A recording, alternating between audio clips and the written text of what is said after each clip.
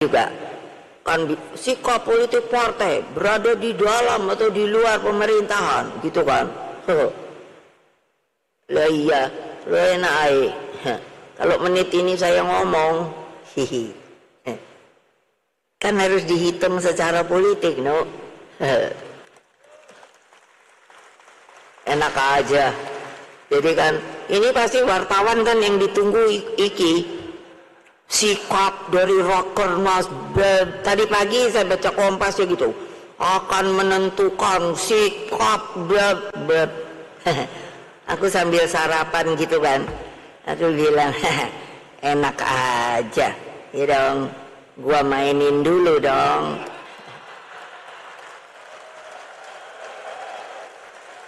Setuju gak? Sip. Hehe. Mas Ganjar mendekatkan diri dengan Pak Jokowi, ya. Bahkan begini, walaupun ada Mas Gibran, katakanlah di Prabowo, Ganjar kan bisa bilang, Mas Gibran anak biologis, saya anak ideologis Pak Jokowi. Itu soal strategi kampanye. Soal strategi kampanye. Kalau ada yang harus disalahkan atau yang salah dalam proses kekalahan Ganjar Mahfud, ya Mas Ganjar sendiri, PDI Perjuangan sendiri. Kalau kita bicara pidato Bu Mega, harusnya itu kalau linear, itu rekomendasinya PDI Perjuangan berada di luar pemerintahan. Iya. Kan, begitu. Tapi ternyata, ya Ibu Meganya kan pidato, enak aja. Iya. Ya kan, emang ditunggu-tunggu sikap gua ini. Gua main-mainin aja. Gua main-mainin aja dulu deh, kan gitu kan. Gitu. Oh, jadi Anda melihatnya itu sebagai pelunakan malah justru. Anda sekarang dalam kegelapan demokrasi kok, kekuasaan yang gelap kok. Loh, Anda menjadi bagian daripadanya kok. Yang Voldemort ini siapa? Gitu.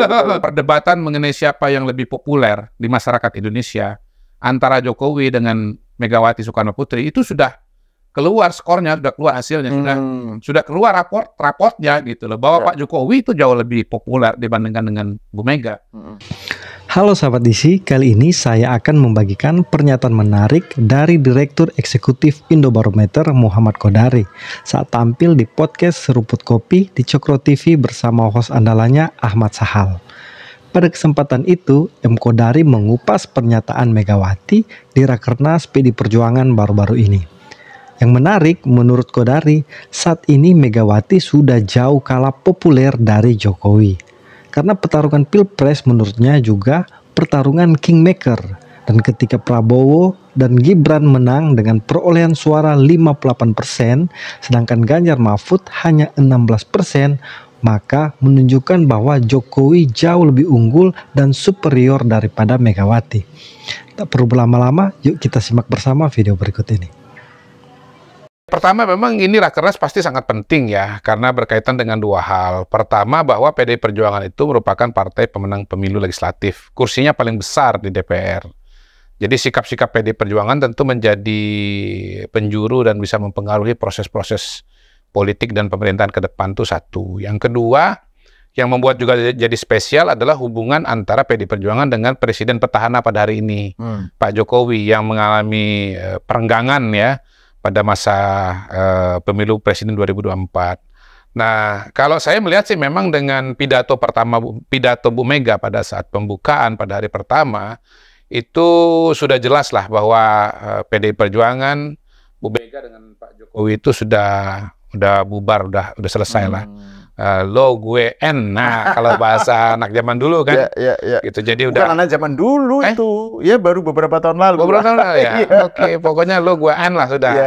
Jadi udah jelas itu bahwa tidak akan bareng, dan memang sudah sangat jelas bahwa Pak Jokowi pada hari yang sama dengan Rakernas itu beliau ada di Jogja, dan menurut saya beliau mengirimkan pesan bahwa memang ya sebetulnya dia kan begini, Mas Jarod mengatakan bahwa Pak Jokowi dan Wapres Pak Maruf Amin tidak diundang karena kan sibuk atau menyibukkan diri lah ya begitu. Tetapi menurut saya dengan acara beliau di Jogja, di Istana Jogja, yang notabene agak santai sebetulnya, memang ada bagi sembako lah kepada warga. Tapi kan jalan-jalan gitu loh. Bahkan kemudian ke Borobudur. Sebetulnya Pak Jokowi mau menunjukkan juga bahwa saya itu sebetulnya ready loh, saya itu available lah, tapi nggak diundang gitu. Nah, Bu Mega sebaliknya dalam pidatonya juga kan mengatakan bahwa ya sebetulnya terserah juga, kalau mau datang ya monggo kan gitu kan, kalau mau ikut ya ayo gitu. Nah, pada hari ini saya katakan memang nggak bisa datang kalau nggak diundang gitu loh. Rakernas partai ya, di luar soal hubungan Pak Jokowi dengan PDIP dan Bu Mega ya, itu lazimnya presiden dan wakil presiden diundang. Kalau bicara partai ya secara umum. Kalau bicara partai politik secara umum kan tergantung atau kembali kepada partai tersebut. Biasanya kalau memiliki hubungan baik diundang. Tapi kalau nggak memiliki hubungan baik atau lagi oposisi biasanya nggak diundang. Nah, jadi bahwasannya Pak Jokowi tidak diundang, kemudian dalam pidatonya Bu Mega seperti mengulangi pidato beliau atau sikap-sikap politik PDI Perjuangan yang tergambar pada masa menjelang sidang MK dan seterusnya, kegelapan demokrasi, ya ini anomali, sampai tidak menduga bahwa meja juga Pilpres itu bisa TSM, begitu kan, ada pelanggaran TSM dan seterusnya. Itu kan kayak muter kaset aja sebetulnya. Dan menurut saya itu penegasan bahwa memang sampai hari ini PDI Perjuangan atau Bu Mega paling tidak itu masih sangat-sangat kecewa dengan Pak Jokowi gitu.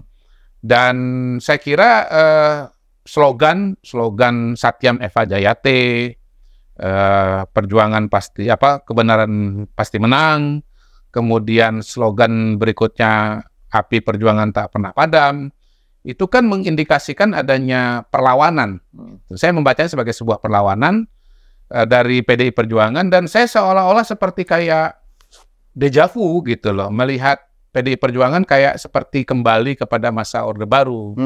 Dan saya merasa mungkin mood itu yang dirasakan oleh Bu Mega dan mood itu yang terbangun pada pidato Bu Mega pada hari pertama itu, bahwa kalian ya kalau mau demokrasi ya harus berjuang dan kalian harus berani. Kalau nggak berani ya sudah nggak usah ikut gitu. Yang berani bahkan saya sendiri ngomong begini kan gitu. Yang lain tuh nggak berani gitu. Jadi saya melihat Bu Mega sedang melihat dirinya masuk ke dalam lorong gelap ya demokrasi, dan PDI Perjuangan kembali pada posisi untuk berjuang melawan kekuasaan, katakanlah begitu. Jadi buat Bu Mega sebetulnya kan ini justru gimana ya? Ini familiar territory buat dia. Bu Mega itu kan kayak Aung San Suu Kyi kan begitu kan. Periode perlawanan dia dengan periode pemerintahan dia kan jauh lebih panjang periode perlawanan dia ya. Paling tidak dia pribadi kan gitu ya. Jadi Bu Mega selama di PDI dulu kan notabene sebetulnya berhadapan dengan katakanlah Pak Harto gitu. Makanya ada term P-nya itu PDIP, Perjuangan itu kan konteksnya kan melawan Pak Harto juga. Betul. Kan, walaupun begini melawan juga, PDI versi lama, versi lama. Bukan PDI lama, PDI-nya Harto lah. PDI yang PDI Suryadi, PDI yang dianggap tidak legitimate lah. Gitu. Jadi mood awal itu memang mengindikasikan bahwa wah ini ujungnya ini kalau linear betul-betul di hari penutupan sikap partai politik PDI Perjuangan itu akan menyatakan oposisi gitu. Semua simbol, semua isi pidato, kemudian slogan-slogan yang muncul, itu semua arahnya ke sana. Gitu. Terus itu yang juga ramai diberitakan soal Bu Mega gebrak meja, terus ada kader yang lupa diri atau apa gitu. Ya itu kan mood yang sama, mood kemarahan. Kalau saya sih poin-poin yang saya tangkap adalah kegelapan demokrasi, terjadi anomali pada Pilpres 2024, dan bahwa PDI Perjuangan harus kadernya harus berani, harus berjuang lagi di jalan demokrasi. Yang mungkin juga saya ingat itu adalah soal keluhan bahwa MK telah menulis undang-undang, dan menurut Bu Mega bahwa MK itu tugasnya bukan menulis undang-undang, dia cuma menguji undang-undang terhadap undang-undang dasar, dan urusan menulis undang-undang itu harus dikembalikan kepada DPR. Saya kira untuk poin itu saya sangat setuju dengan Bu Mega gitu. Jadi poinnya Bu Mega tadi soal bahwa MK jangan menulis ulang ini, ini tadi penjelasan Mr. Q soal MK itu sebenarnya mengukuhkan atau menyetujui pandangan Bu Mega tadi. Soal kegelapan demokrasi saya tidak setuju. Soal bahwa ini anomali dan TSM tidak setuju. Saya berpendapat bahwa ya masyarakat, partai politik masih bisa mengajukan calon dengan norma-norma dan undang-undang yang berlaku begitu. Jadi bukan kegelapan. Kegelapan itu kalau nggak ada pemilu, itu kegelapan. Kegelapan itu kalau calonnya nggak bisa muncul. Ini calonnya ada 3. Bahwasanya kemudian Mas Ganjar itu kalah, ya karena strategi kampanye yang salah kalau menurut saya. Ya kembali lagi misalnya kita ke perdebatan di belakang. Ini ada bantuan sosial. Bantuan sosial itu menyebabkan pilihan kepada 02 misalnya, Prabowo Gibran. Nah itu kan hipotesa. Tolong dibedakan hipotesa dengan kesimpulan gitu loh. Itu hipotesa Anda. Nah hipotesa itu kalau kita di kampus selalu ada 2, hipotesa 0 dengan hipotesa alternatif gitu. Jadi hipotesanya itu Anda bahwa itu ada pengaruh, tapi saya kan bisa juga punya hipotesa bahwa tidak ada pengaruh. Atau bolehlah hipotesa Anda ada pengaruh, tetapi kan otomatis pada saat yang bersamaan ada hipotesa yang alternatif, bahwa bisa saja itu asumsi Anda itu, hipotesa Anda itu tidak terbukti gitu. Dan saya tunjukkan di Mahkamah Konstitusi kan bagaimana riset-riset pemilu presiden 2024 tentang pengaruh bantuan sosial itu ternyata tidak ada gitu. Saya kutip survei Kompas, saya kutip survei Indikator gitu. Jadi buat saya tidak setuju dengan Bu Mega soal kegelapan demokrasi. Saya tidak setuju bahwa ini TSM. Ya. Seandainya Mas Ganjar kemarin tidak menjauhkan diri dari Pak Jokowi, seandainya PDI Perjuangan tidak menyerang Pak Jokowi, seandainya Mas Ganjar juga mendekatkan diri dengan Pak Jokowi, seandainya PDI Perjuangan juga mendekatkan diri dengan Pak Jokowi, mungkin ceritanya lain. Tidak 02 tidak menang Pilpres sekali putaran, tidak mendapatkan 58%. Gitu. Paling tidak akan ada 2 putaran. Karena apa? Yang puas kepada Pak Jokowi 80% itu terbagi 2. Karena ada 2 tokoh yang mendekatkan diri kepada Pak Jokowi dan masing-masing juga punya afiliasi atau punya asosiasi, maka putaran pertama itu harusnya tidak selesai tidak ada 50% bersatu. Mungkin 40% Pak Prabowo Gibran, 40% Ganjar Mahfud. Ini gitu. Kembali ke soal teorimu yang legendaris. Teorimu yang legendaris tentang kolam suara itu. Iya. Ya ini kan terpaksa kita ulangi lagi. Karena memang pidatonya Bu Mega tentang itu. Gitu. Kita nggak bisa lari dari sana. Kalau dibilang, loh kok Mas Kodari ngulang-ulang lagi yang kemana? Lihat Bu Mega pidatonya ulang-ulang. Gitu. Jadi saya mau mengajak pemirsa untuk membayangkan bahwa apa yang disebut oleh Bu Mega sebagai kegelapan demokrasi atau sebagai TSM itu sebetulnya bukan kegelapan demokrasi dan bukan TSM. Nah, saya andaikan kawan-kawan sekalian bahwa kalau Mas Ganjar mendekatkan diri dengan Pak Jokowi, ya bahkan begini, walaupun ada Mas Gibran katakanlah di Prabowo, Ganjar kan bisa bilang, Mas Gibran anak biologis, saya anak ideologis Pak Jokowi. Itu soal strategi kampanye. Soal strategi kampanye. Ini bukan TSM, Bos. Dan yang pernah Anda bilang juga bahwa kalau mau sesuai dengan visi misi mereka, visi misi 03, kan justru kesesuaian dengan Pak Jokowi. Bahkan meningkatkan lagi, lebih unggul. Kan visi misinya Ganjar Mahfud kan Indonesia unggul. Visi misinya Ganjar Mahfud itu sama dengan Prabowo Gibran, sama Bos. Yang beda itu adalah Anies Muhaimin. Gitu. Tetapi kenapa dalam retorika kesehariannya justru bertentangan dengan visi dan misinya? Jadi kalau ada yang harus disalahkan atau yang salah dalam proses kekalahan Ganjar Mahfud, ya Mas Ganjar sendiri, PDI Perjuangan sendiri. Gitu. Pada titik itu saya berbeda dengan Ibu Mega. Gitu. Tetapi kalau soal Mahkamah Konstitusi, saya setuju. Tapi tidak bisa menyalahkan MK pada konteks kali ini bahwa keputusannya langsung diberlakukan. Karena itulah praktek yang berjalan selama ini. Begitu diputuskan langsung, apa istilahnya itu, auto gitu ya. Self apa istilahnya kemana itu. Pokoknya pokoknya langsung berlaku lah. Dengan sendirinya otomatis lah gitu. Walaupun ada 1-2 yang saya ingat sih 1, di mana MK itu tidak langsung menulis ulang pasalnya, tapi dia bilang DPR ya Anda itu yang harusnya benar gitu loh. Tetapi kenapa sekian tahun ini MK dibiarkan seperti itu? Nggak bisa juga Bu Mega mengatakan, MK Anda sekarang harusnya kembali ke DPR, karena bertahun-tahun Bu Mega juga diam aja gitu. PDI Perjuangan juga diam aja membiarkan praktek itu berjalan gitu loh. Ini supaya fair aja gitu loh. Tapi intinya begini, gerundelan itu terjadi ya. Cuman memang di akhirnya pada saat penutupan itu kan rekomendasi yang dikeluarkan oleh PDI Perjuangan yang dibacakan oleh Bu Mega itu ternyata mengalami moderasi, ya, pelunakan yang menurut saya luar biasa sebetulnya. Kalau kita bicara pidato Bu Mega, harusnya itu kalau linear itu rekomendasinya PDI Perjuangan berada di luar pemerintahan, kan begitu. Tapi ternyata ya Ibu Meganya kan pidato enak ya kan. Emang ditunggu-tunggu sikap gua ini. Gua main-mainin aja. Gua main-mainin aja dulu deh, kan gitu kan. Gitu. Oh, jadi Anda melihatnya itu sebagai pelunakan malah justru. Moderasi luar biasa kalau menurut saya dari pidato awal Bu Mega ke pernyataan sikap resmi. Kalau kita harus menunjuk mana yang jadi sikap PDI Perjuangan, tentu kita menunjuk yang di akhir ya, sebagai sebuah sikap resmi, bukan yang di depan gitu. Kan begini, pidato awal itu sebagai sebuah pembukaan yang kemudian tentunya mengalami dinamika di dalam. Nah, kita kan nggak tahu persis dinamika di dalam ini. Pertama, nggak diundang. Yang kedua, dalam sidang-sidang itu kan yang hadir cuman internal saja. Tapi ngomong-ngomong soal nggak diundang, saya lupa tadi menyebut. Jadi kalau andaikan Pak Jokowi nggak diundang terus datang, itu namanya Romli itu. Apa itu? Rombongan liar. Dan Romli biasanya diusir. Pak Jokowi bukan Romli. Romli pasti diusir. Widodo. Iya. Nah gini loh, jangankan Pak Jokowi, Pak Prabowo saja pun yang notabene pada hari ini secara pribadi, saya lihat tidak ada masalah dengan Bu Mega, kan nggak bisa datang.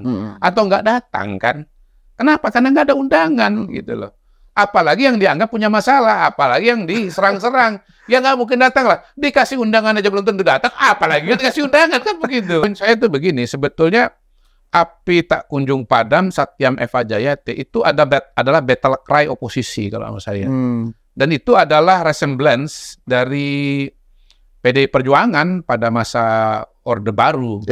Bahwa mereka menyelusuri jalan yang sulit, jalan yang mendaki gitu ya, jalan yang berduri begitu untuk melawan katakanlah kezoliman dan seterusnya. Itu saya kira yang dibayangkan oleh mereka.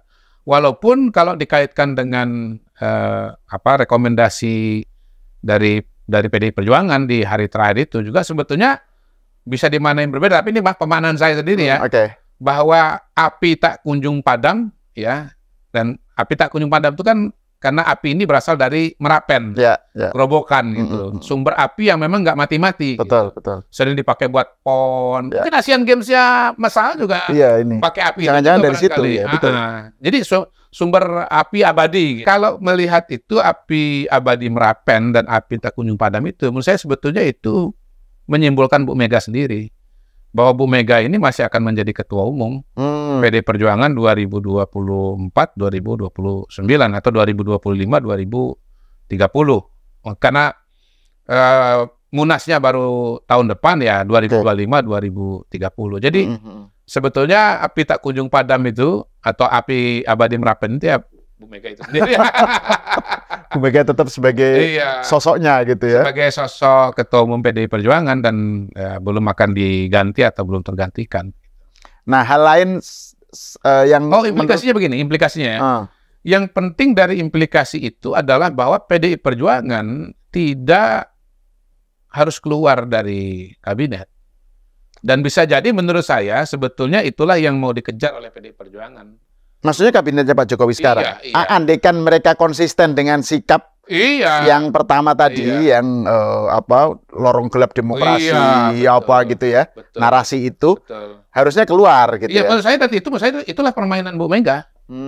Jadi permainan Bu Mega itu dia nggak mau buru-buru mendeklarasikan oposisi, karena dia tetap mau mempertahankan menteri yang ada sekarang ini. Tetapi nanti 2025 dia akan gaspol. Dia akan oposisi. Gitu. Jadi dia akan oposisi. Itu yang menurut saya kan orang kan nggak pernah nih membahas. Gua mainin dulu tuh apa gitu kan? Nggak pernah dibahas kan? Baru di sini nih yang dibahas. Kita yang bahas. Gua mainin itu dulu. Gua mainin yang dimaksud Bu Mega itu adalah bahwa ya gua sekarang tetap baik-baik nih. Gitu. Gua nggak menyatakan deklarasi oposisi. Tetapi nanti 2025 gua akan oposisi. Karena PDI Perjuangan Bu Mega mau tetap mempertahankan pos-pos menteri yang ada di kabinetnya Pak Jokowi sekarang ini. Tapi kalau bicara mengenai oposisi itu kan terkait dengan pemerintahan Pak Prabowo kan? Prabowo Gibran kan, bukan Bisa dua dong. Oh, jadi langsung sekarang mengatakan oposisi terus mundur dong, gitu. Iya dong. Kalau kita bicara pidato Bu Mega pada hari pertama, harusnya sekarang ya. Harusnya sekarang. Gitu. Bahkan lebih jauh lagi, kalau kita bicara sikap-sikap PDI Perjuangan pada masa kampanye, pada bulan Januari, pada bulan Februari, pada bulan Maret, pada saat sidang MK, itu kan harusnya PDI Perjuangan kalau konsisten cabut aja. Anda sekarang dalam kegelapan demokrasi kok, kekuasaan yang gelap kok. Loh, Anda menjadi bagian daripadanya kok.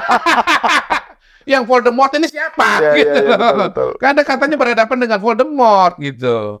Anda mengaku Harry Potter kan gitu. Iya. Ini karena di Inggris waktu saya sekolah di sana tahun 2001 nonton film Harry Potter, ketemu dengan satu keluarga orang Indonesia kan. Biasa perbaikan gizi juga. Anak kelas, walaupun S2 kan gitu kan. Diundang makan dia cepet-cepet lah gitu. Kebetulan edisi pertama film Harry Potter itu diputar, disetel di kota kami itu, Colchester itu. Jadi kami sepakatan mau nonton. Kita nonton dulu ya film nanti Harry Potter ya gitu. Terus diceletukin sama anak kecil tuh, anaknya tuan rumah itu. Pak, bukan Harry Potter, Harry Potter. Harry Potter ya? Iya, kan logat orang Inggris. Iya, Potter. Bukan Walter, kan Walter. Iya, tapi ini kan karena anak kecil kan dia adaptasinya cepat banget dengan teman-temannya gitu. Jadi ya ini Anda kalau Harry Potter, ya Anda lawan Voldemort dong. Kan pangeran kegelapan itu kan Voldemort. Gitu. Tetapi ini kan Anda sebut Pak Jokowi ini kan pangeran kegelapan, tapi kan Anda masih bergabung di dalamnya. Jadi Anda ini sebetulnya Harry Potter atau Draco Malfoy. Draco Malfoy itu adalah penyembahnya itu pangeran kegelapan tadi itu. Dia yang tidak boleh disebut namanya. Dan itu terjemahannya dalam bahasa Indonesia itu keren banget. Bagus, Harry Potter itu. Harry Potter itu. Jadi, itu bagus terjemahan. Iya. Jadi mungkin rame nanti ngomongin Harry Potter. Jadi sebetulnya kan PDI Perjuangan pada hari ini menurut saya nggak konsisten. Ya, orang menunggu, mungkin nunggu Rakernas kan gitu. Tapi Rakernasnya pun juga nggak belak-belakan mengatakan. Jadi pidato hari pertama dengan rekomendasi pada hari terakhir itu kan bumi dan langit itu. Beda banget gitu loh. Jadi menurut saya sih PDI Perjuangan juga kalau dibilang konsisten juga nggak konsisten amat ya. Iya, kenapa? Karena antara pidato di awal dengan rekomendasi politiknya kan beda. Gitu. Soal apa dan bagaimananya nanti episode kedua lah. Tapi poin saya mau meng-highlight bahwa apa yang kita saksikan pada hari pertama itu nggak sama dengan hari terakhir gitu. Dan terminologi gua mainin dulu menurut saya adalah PDI Perjuangan mau keep menterinya. Nggak mudah juga buat PDI Perjuangan untuk kehilangan menteri, gitu. Istilahnya nggak seberani itu juga kehilangan menteri kan. Lalu kemudian ya mungkin nanti setelah Pak Prabowo terpilih ya baru akan menyatakan sikap untuk melawan atau setelah dilantik. Setelah dilantik ya. Untuk berada pada posisi oposisi. Ini yang terakhir bahwa postur Bu Mega atau profil Bu Mega before and after Pilpres 2024 menurut saya sudah tidak sama lagi. Jadi profil Bu Mega itu mengalami penurunan pasca Pilpres 2024. Karena pada Pilpres 2024 ini perdebatan mengenai siapa yang lebih populer di masyarakat Indonesia antara Jokowi dengan Megawati Soekarno Putri itu sudah keluar skornya, sudah keluar hasilnya, sudah keluar raportnya gitu loh, bahwa Pak Jokowi itu jauh lebih populer dibandingkan dengan Bu Mega. Saya kan orang yang keluar dengan tesis bahwa Pilpres 2024 itu adalah mencoblos 2 kali, mencoblos calon presidennya dan mencoblos kingmaker-nya. Ini saya sampaikan di sini juga di seruput juga kita bicarakan. Jadi ya mungkin salah satu episode yang paling populer yang dimana saya mengatakan bahwa Pilpres 2024 itu rakyat Indonesia itu nyoblos 2 kali, nyoblos capresnya, nyoblos kingmaker-nya. Kalau Anda mau Jokowi, Anda coblos Prabowo. Kalau Anda mau Prabowo, satu paket dengan Jokowi. Kalau Anda dukung Bu Mega, Anda dukung Ganjar, dan demikian pula sebaliknya. Dan dengan angka 58 plus 16, sekian gitu ya, low bet itu, kan udah jelas kesimpulannya bahwa Pak Jokowi jauh lebih populer dibandingkan dengan Ibu Megawati. Tentu saja kita bisa membandingkan hasil-hasil survei ya, hasil-hasil survei kepuasan kepada Pak Jokowi pada tahun ini dengan Bu Mega pada tahun-tahun akhir beliau menjadi presiden. Dan memang sehingga saya sih memang jauh selisihnya. Dan menurut saya pada hari ini dengan kekalahan Ganjar pada tahun 2024 sebetulnya orang bisa mengatakan bahwa oh iya bahwa ya ketokohan Bu Mega itu pada hari ini sudah tidak sebesar kemarin lagi. Soal Bu Mega masih merasa bahwa dia sangat powerful, soal beliau merasa bahwa ya obor kebenaran ada di beliau, Satyam Eva Jayati, itu kan soal yang lain lagi. Tetapi harus dipahami sebetulnya bahwa mungkin cara berpikir masyarakat Indonesia, terutama mayoritas, itu tidak sama dengan cara berpikirnya Ibu Megawati. Dan itu cara melihatnya melalui survei itu ya? Melalui hasil survei. Dan terutama hasil pemilu. Hasil pemilu ya? Orang masih bisa mengatakan hasil pemilu. Hasil survei itu begini begitu. Iya, hasil pemilu saya kira yang paling tepat. Hasil survei itu masih bisa berubah, tapi dan itu adalah sampel gitu kan. Nah, tapi kalau yang namanya hasil pemilu itu kan sudah final dan udah menggambarkan semuanya, itu kan referendum. Itu suara rakyat Indonesia. Jadi ya fix ya pada hari ini bahwa Jokowi lebih besar daripada Megawati. Ya. Nah, gimana menurut kalian? Apa setuju dengan pandangan M. Kodari? Yuk komen di kolom komentar. Sampai jumpa.